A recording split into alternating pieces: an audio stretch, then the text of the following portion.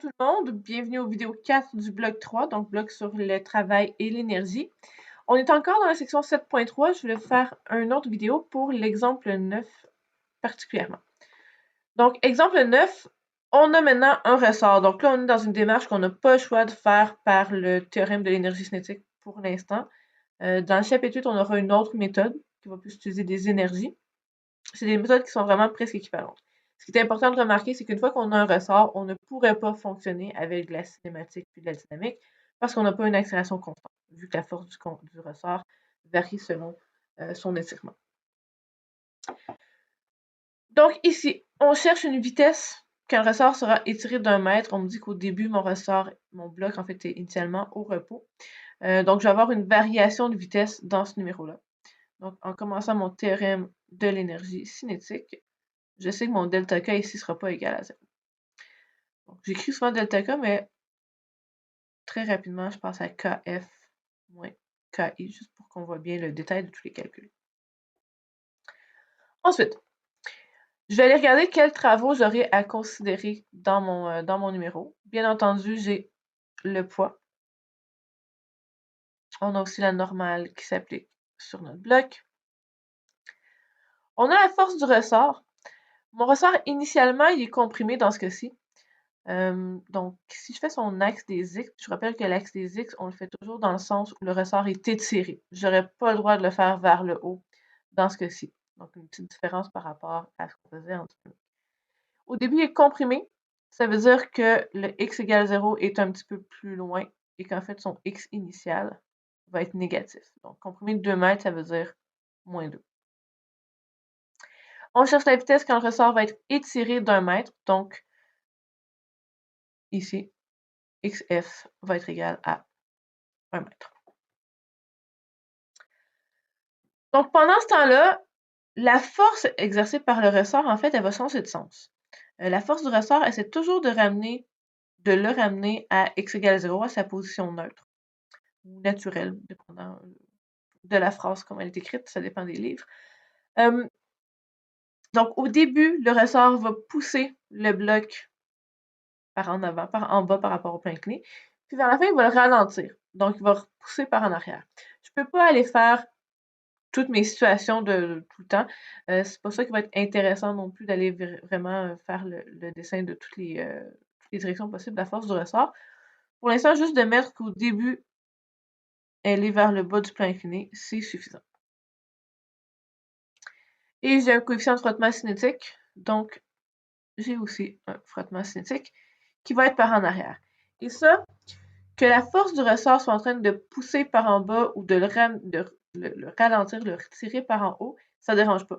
Mon bloc continue à se déplacer vers le bas du plan incliné et le frottement s'oppose vraiment à la direction du mouvement, donc il va toujours rester vers le haut.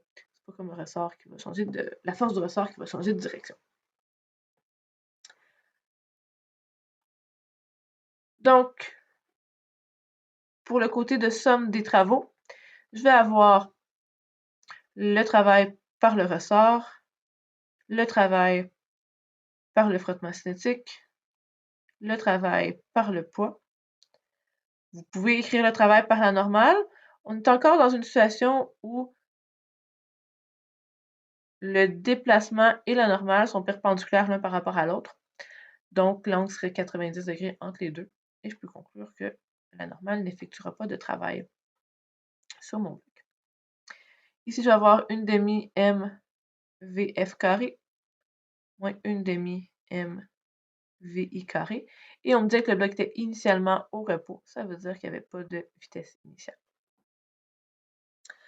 Donc ensuite, j'allais faire le détail de chacun de mes autres travaux pour aller isoler à la fin de la vitesse finale. Pour le travail par le ressort, on avait l'équation qui nous disait moins k sur 2, x final au carré moins x initial au carré. Puis c'est vraiment direct. Donc j'ai ma constante de rappel, 8 divisé par 2. Mon x final, je suis allée le considérer ici, 1 au carré, moins 2 au carré. Et j'obtiens avec ça un travail fait par le ressort qui va être de 12 joules. Je vous encourage toujours à valider logiquement le signe de votre travail par le ressort.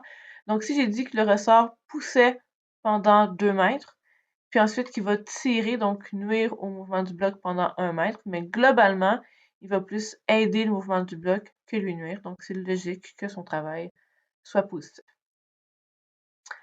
Ensuite, le travail par, je vais faire la gravité en premier, puisqu'on a la formule tout établie, moins mg delta y.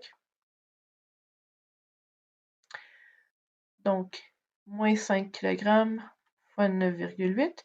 Pour mon delta y, si ça vous aide, faites-vous un petit schéma. Je vais le mettre en rouge.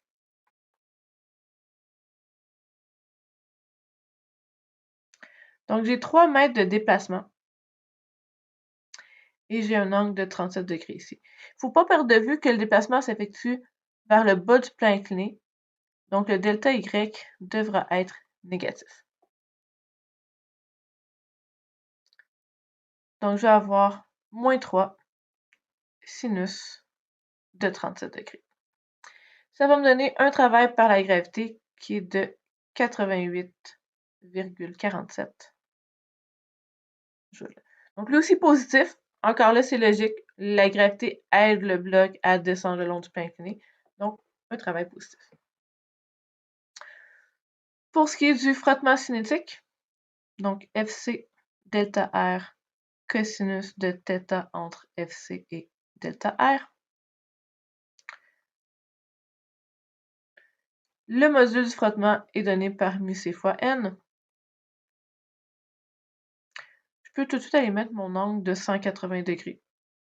Donc, si je reviens à mon schéma, le déplacement se fait vers le bas du plan incliné. Mon frottement était vers le haut du plan incliné, donc j'ai un angle de 180 degrés entre les deux. Et cosinus de 180 degrés va me donner moins 1. C'est bien important de se rendre compte que le travail fait par le frottement, souvent il est négatif, puis il faut que ça vienne du cosinus de 180 degrés. Donc, une erreur fréquente que je vois, c'est d'avoir le goût de mettre un moins au frottement, parce qu'on y pense en termes de composantes négatives, comme on faisait en dynamique. Mais dans la formule du travail, c'est vraiment un module de force, toujours positif, un module de déplacement, toujours positif, puis c'est le cosinus de l'angle qui va nous dire si on a besoin d'un signe négatif à la fin. Dans le cas de la normale,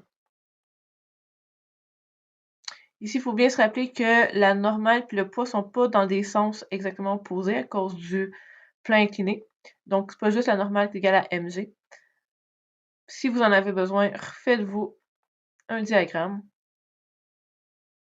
Puis là, ici, c'est un diagramme style dynamique. Fait que mon x peut être dans un sens ou dans l'autre.